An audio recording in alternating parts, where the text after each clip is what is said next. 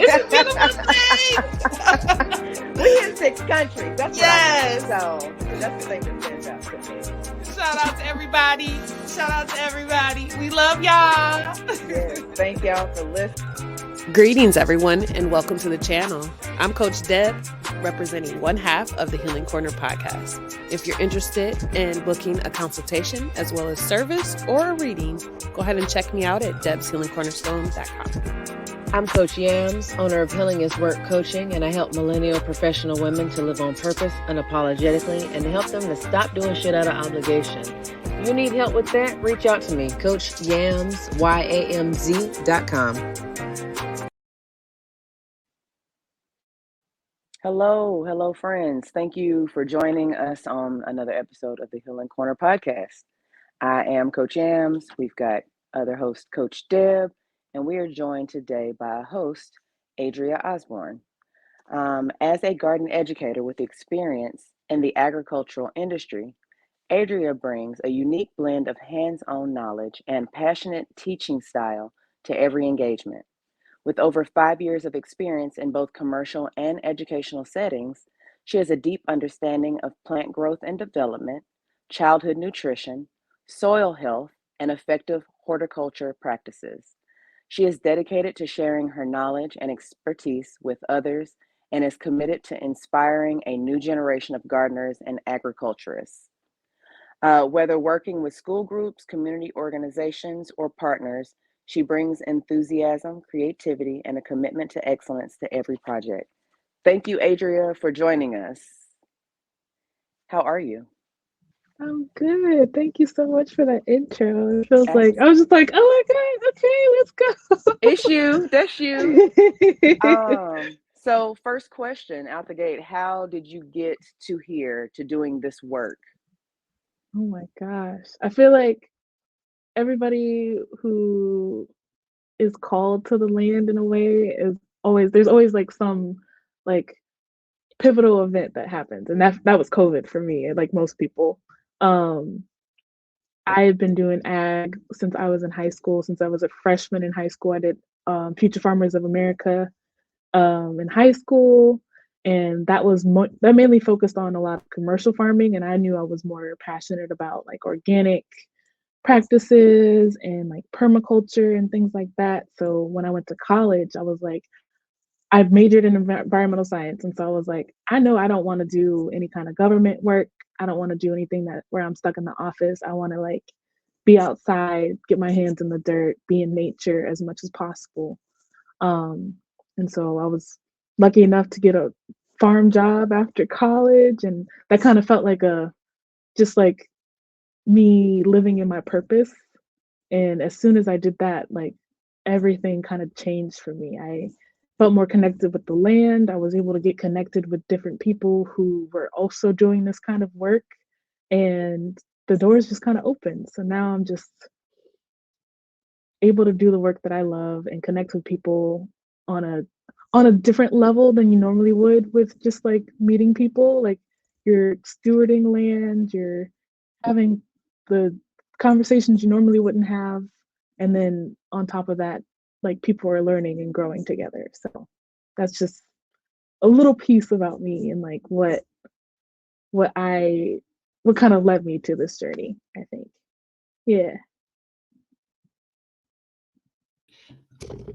So I want to ask, since you have had the experience and everything, what would be some tips you would give like beginners that are just starting to garden or starting to, look into, cultivating the land for themselves and growing something? I would say start small and have a plan. It not necessarily, it doesn't have to be structured or anything like that. Literally, if you can find like a little grow bag or something to start and just put a couple seeds in there with some soil and water it and take care of it and put it in the sun and do the things you need to do for it, I think that's the best way to start. And like I think a lot of people get overwhelmed because they're just like, I don't know where to start. Like I got a black thumb, I don't want to kill it and all this stuff. But that's how you learn. That's literally how farmers have learned for generations. You got to kill something in order to like make it grow better, so you can learn how to take care of it, just like you would yourself. So yeah, I would just say start small, take it day by day, and don't be so hard on yourself if it doesn't work out the first time. And I was gonna add actually, just because before we got on here, we were kind of talking about it. I did gardening when I was younger, and I feel like a good place to start too is what plant calls out to you, because sometimes you might need a certain type of plant, like maybe aloe vera a plant or Mhm. vera leaf, instead of going and buying the leaf. You could just grow it. Like, I don't know if it's something you need right away, you can buy whatever. But still, that's something to think about, like something that you're gonna plan on using repeatedly over and over again. So that's another way you could decide what type of plant to choose too. I agree with that. And I know for me, like my experience growing things, I've been a plant mom for 4 years now, and I have killed several plants. But it has not deterred me from also exploring gardening and trying that. And the thing that I've enjoyed most about my gardening experience is that it's been in community. And so I don't have to know how to do anything. I can just show up and work with other people, collaborate with other people, and somebody there is going to know something more than you. And you just continue to show up and be willing to not know a thing and still go through those motions. And it's such a cool experience. And then the food tastes better. And you don't know that until you've had that experience. And so, yes, starting small. Starting small for me looked like starting in a community garden and having a couple of house plants. And then last year I planted loofah that grew, but it was too late for it to like actually, to maturity. But I'm gonna give it a try again this year because so what? It didn't go last year, but I learned things. And so, yeah, yeah, that's my 2 cents. I have a question for you, Adria. Um, how can gardening be used as a tool for environmental education and community building? Yes. So a lot of what we do at the community garden that I manage is we invite people to. We have monthly workshops that we do, as well as we have partner groups that we partner with for like school events or smaller youth groups that like to come out, and we teach people about soil health, pest management, how to start your seeds, how to grow things in the spring or in the fall or in the winter, how to do mushrooms. We've done a composting workshop before. Um, with when it comes when it comes to children in particular, I like to have them get and as involved in the garden as possible, getting their hands in the dirt. Usually they'll help me if during like a work day, like shoveling that compost, like because you think about it, like you're able to kind of talk about the process of composting with them while they're actually doing the work, so they're able to connect the actual hands-on activity with the lesson too, which is the way I've always taught kids, which has been great. And then with the adult workshops, those are always fun because it's just like you can be a little bit more less structured and like a little bit more laid back. And I think people also bring their ideas as well to those workshops. So it's more of a communal sharing of ideas and different tips and tricks that people would do. And everybody's able to learn in a different way. So, yeah. I like that, and I like how when you said you had the children with help with the compost, it made me think about a memory.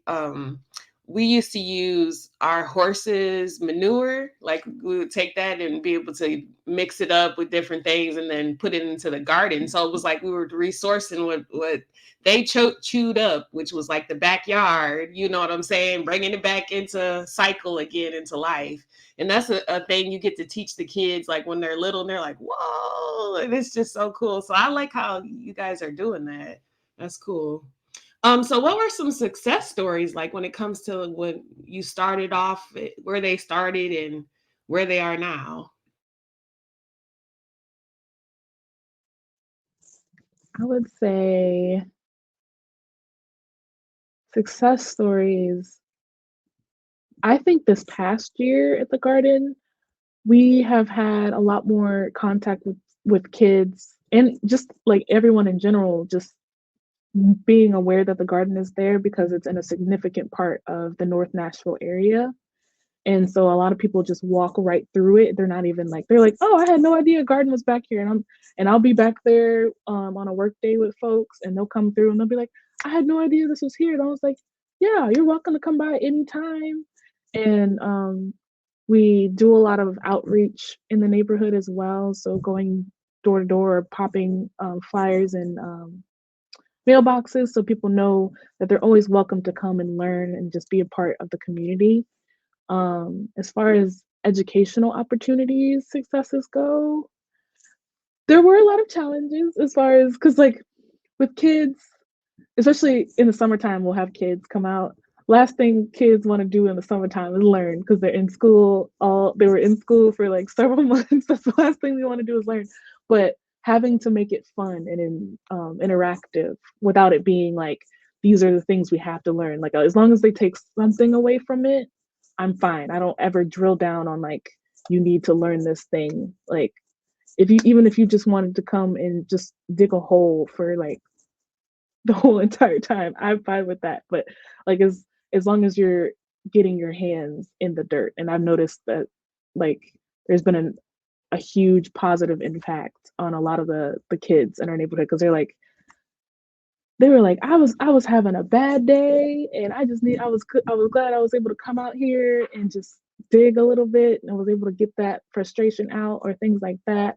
Or it was really cool getting to see ladybugs. I'd never seen ladybugs up close before, or like dragonflies, things like that, like different insects or different like worms. Oh my gosh, worms are a huge hit with the kids. They're just like freaking out, screaming. I'm like, I love it for you. I love that you're so excited about it and they love exploring and getting to see different things just growing in nature. So I can't wait to see the way things go this year too. I know it'll be even more impactful than it was last year.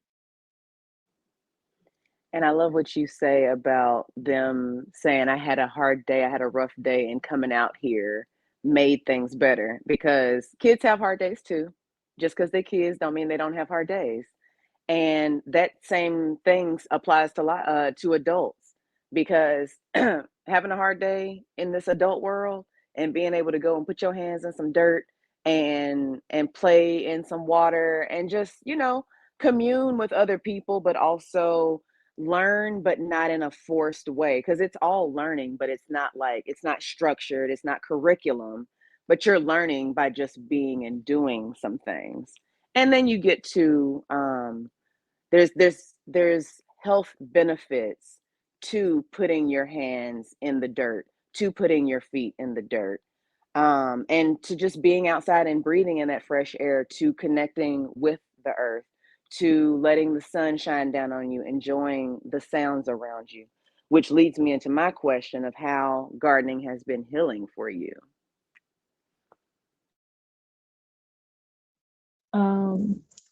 Gardening for me,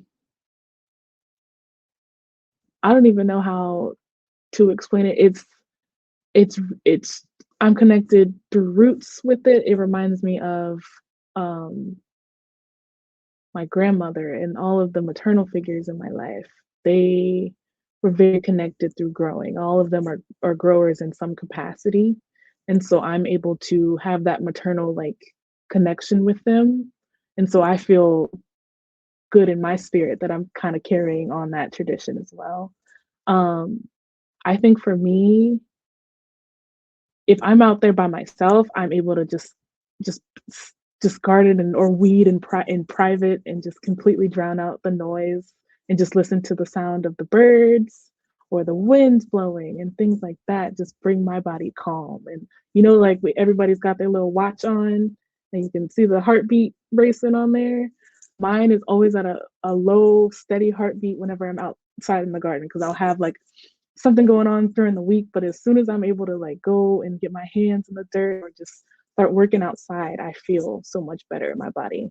And not to mention, it's just like getting that physical aspect. I sleep so much better than I normally would if I hadn't been working outside. getting that vitamin D that I need is very mood boosting. And I notice the difference when I'm like when we have our seasonal our seasonal changes every year when it's wintertime versus like springtime. I'm very much myself, and I'm able to just shine bright and just feel so at ease when the sun is back out and I'm able to plant and just be outside. I think for me too, and like of course dirt is or soil is very like it has those healing properties in itself too. Is very just like relaxing and good for your mind and your body. And so I'm always just very thankful to just be outside. That's my way of that's my free therapy, I would say. You know, yeah. So I was thinking about is when you guys were talking about the children being kind of like, in the summertime, they don't want to do it.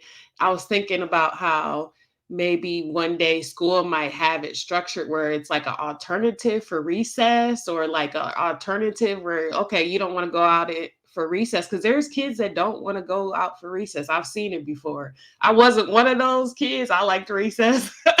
But it still could have been an alternative for them instead of just sitting on the side watching everybody else play, or do whatever it is that they're doing. They could have something like gardening, and they could switch it back and forth. And I feel like they would have more of a chance to get connected to it, and that would help with the community too, because we would have more trees planted. Because I know sometimes, I remember in school we would have like the days where they would just like randomly do an Earth Day, or we gonna go plant trees, but it wasn't nothing we did every day. So what do you think about when it comes to like the potential, or like going further? What do you think is the future is going to look like in gardening? I love that question. And actually, to bring up another point, since you were talking about having schools having an alternative, there's actually the USDA is doing a new thing with like a farm to school program. So organizations are able to get grant funding to be able to do garden education at public schools. A lot of the work I've done too, I've actually been able to go to schools and do presentations and do hands-on hands-on activities with them at certain schools that actually have gardens on site, which is amazing. There's a school here called Whitsitt Elementary. They have these amazing vertical towers, just an insane amount of vertical towers inside their building. And then they also have several raised garden beds outside of their school as well. And so I think there is a movement happening. There's a school food movement that's very important. And I think there's a need and a huge demand from not only the kids and parents, but teachers too. They want kids to have access to healthy food and be able to get their hands in the dirt and be able to take care of something from seed. I think that, and they're able to tie in lessons with school as well. And so I think in the next decade or so, we're definitely, or even now, like it's already happening now, but like the next 5 to 10 years, we're going to be seeing um, more intentional garden education spaces within schools. I think also another rise of alternative schooling, so micro schooling or um, more smaller Montessori type schools.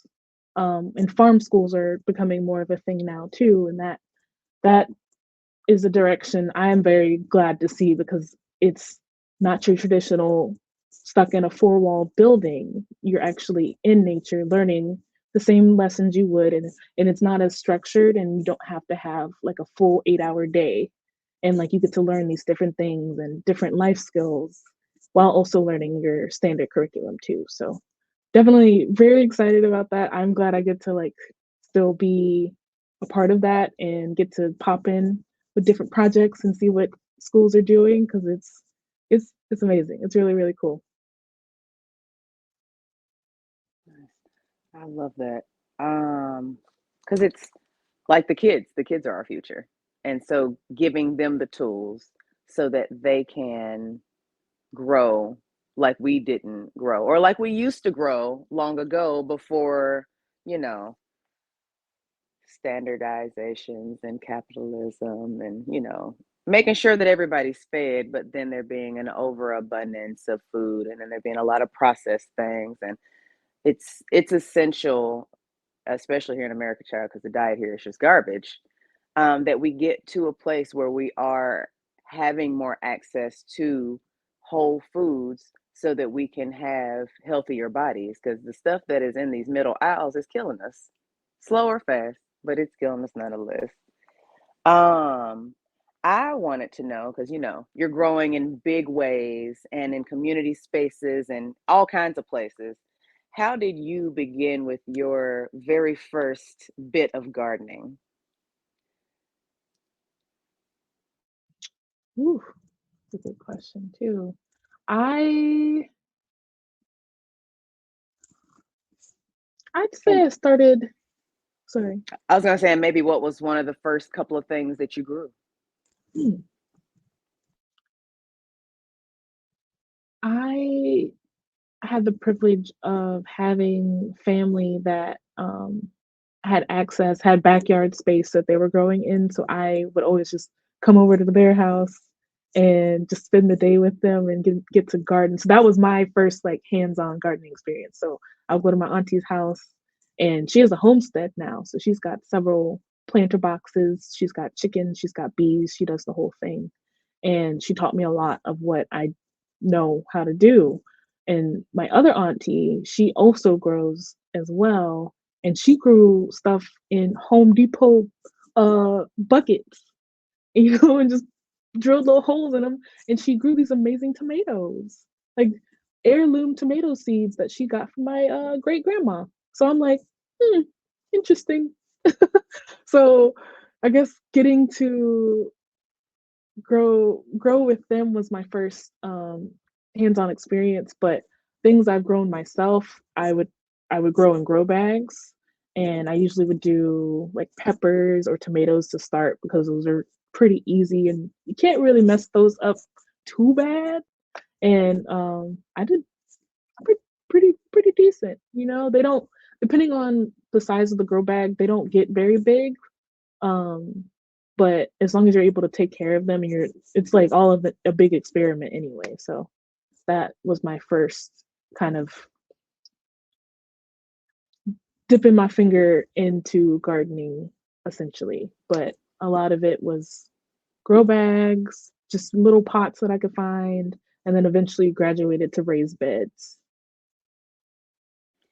And for the people who don't know, maybe, what is a grow bag and where would one acquire a grow bag?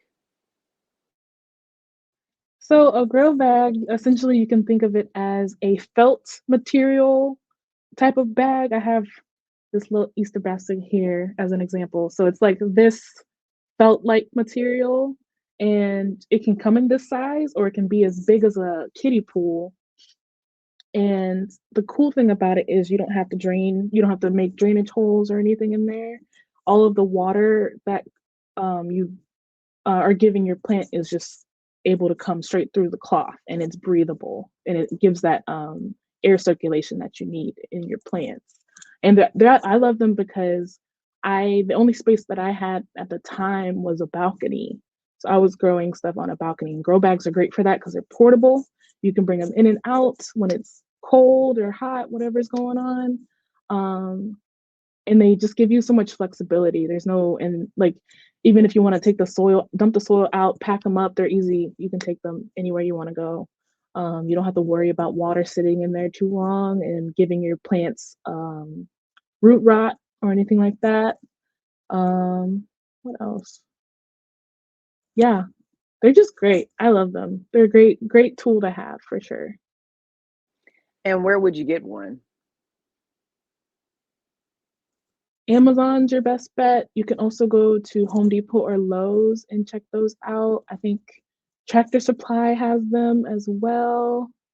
And I would just check your local nursery or garden store. That would probably be my first go, because everything's on Amazon is super convenient, but sometimes, it's good to like shop locally. So I would say do your local nursery first, check out a Home Depot or a Lowe's, and then if you're not able to find stuff there, then maybe pop on Amazon or maybe even an online garden store so you don't have to get it directly from there. Well, we have about 5 minutes left. This has been such a good conversation. I've enjoyed. I've learned things because I've heard of a grow bag, but I didn't know, like, the mechanics of a thing. So thank you for that. Is there anything that you would like to leave the listeners with, a challenge or whatever? Like, whatever. I'll just say don't let gardening intimidate you. I know it's like very like overwhelming at first, but again, like Yams was saying, just like start small, figure out what kind of plant works best for you, and just build. I would also say build a community who's also interested in doing that with you too, so you don't have to do it all by yourself. I think that's really important. Um, Reach out to local farmers markets, different resources online. A great book that I read that I loved was by Leah Penniman. It's called Farming While Black. That's a great start. I love that book. It kind of talks about how to steward land in a way that honors our ancestors and indigenous practices. And it's also just kind of talks about the spirituality between land and self. So that's a great book to start with. Just your general gardening books. Know your grow zone too. Know what kind of climate you're growing in so you can be a better gardener every single season. Buy your seeds local, please. Please, like, go to your local garden store and get seeds rather than buying from big box stores, because a lot of the times there are stuff in those seeds that you don't really want to deal with, and it's way easier to just get it local and you know exactly where your seeds are coming from. Support Black farmers, support women farmers, support queer farmers, support all farmers, any farmer anywhere, please support them. They need that support so they can continue to do the things that they love to do. Join a local community garden if you're able to. What else?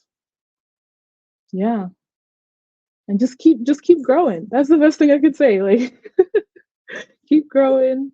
It's gonna take a while for you to get it the first time, but that's why it's important to have that community so you can have folks that you can lean on and be like, oh man, I totally killed this thing. And they're like, well, I did this and this worked out. Why don't you try this next time or something like that? So yeah.